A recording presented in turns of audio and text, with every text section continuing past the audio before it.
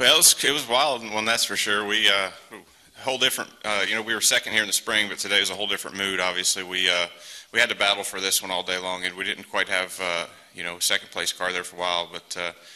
Fought track position most of the day. We started 16th, and we didn't qualify all that well, and we worked our way up to the top 5 early, and then we got caught by that caution and had to get the wave around and all that. So we came from the back to finish second, which is really hard to do at a place like this with where it's hard to pass, new pavement, and the restarts are pretty tough. So good battle for us today. We got a great car. The guys did a really nice job, and it's nice to come out of here with a good finish, and looking forward to the rest of the season. When they happen around you, you don't get in them. You have to have some sort of luck, obviously.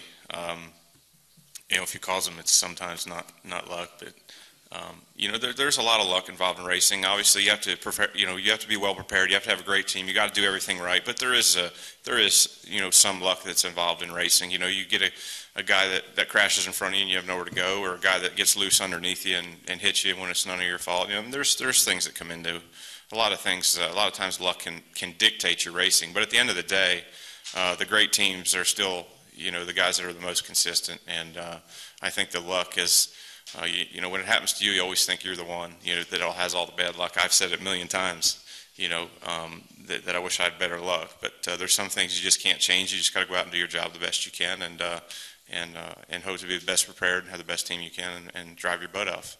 There was 2 grooves out there today, but obviously even the second groove wasn't very high. So and the bottom lane was definitely the place to be on restarts unless you were the leader and you could control the start, as we've seen at the end. 17 had really good restarts on the outside.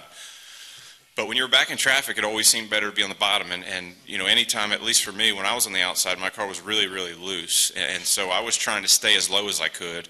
And, I noticed a lot of other guys doing it. And when you get down on that car inside you, you get him loose. And the bottom line is everybody was just running really tight, really close together because the groove wasn't that wide, and it caused some problems. The slickest spot today was going off into turn 3 when you're completely out of the gas, still in the brakes a little, just trying to turn it down into the bottom. Turn 3 was definitely the loosest spot on the track. So with this repave, it seemed to have a lot of grip. But for some reason, that one spot in turn 3 was pretty slick. As far as most guys were pretty loose there all day that I seen, and I was as well. I was definitely surprised and excited that the outside groove came in so early in the race. You can definitely feel that extra banking up there, and I feel like when this track gets a little bit of weather to it, obviously they've pretty tough winters up here. I think even next year we're going to see it's going to start to spread out already, and we'll be able to take advantage of that progressive banking. So. I thought they did a great job with the paving. The track's really smooth, and Goodyear did a great job. Obviously, no tire problems all weekend, so that was a huge step after what happened at Michigan. And with the speeds we had here this weekend, they did a phenomenal job of bringing a tire, and we had no blistering or heat issues or anything. So I think we only changed left side tires one time all day today, and we changed rights a few times, but we were putting some laps on the tires. So everybody did a good job with everything like that.